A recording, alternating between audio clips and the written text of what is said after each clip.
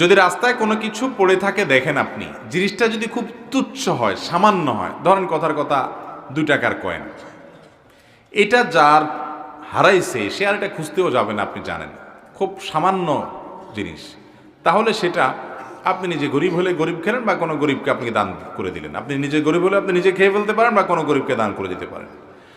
আর যদি জিনিসটা দামি হয়, ধরেন আপনি 1000 টাকা পাইছেন, 2000 টাকা পাইছেন, মূল্যবান কিছু পাইছেন, যেটার মালিক এটাকে খুঁজে বেড়াবে আপনি জানেন, তাহলে সেক্ষেত্রে এটা নেওয়ার পর আপনার দায়িত্ব হলো চতুর্পাশে ভালো করে ঘোষণা দেওয়া, ভাই এই জায়গা আমি কিছু টাকা পাইছি, কার হয় নিয়ে যাবেন।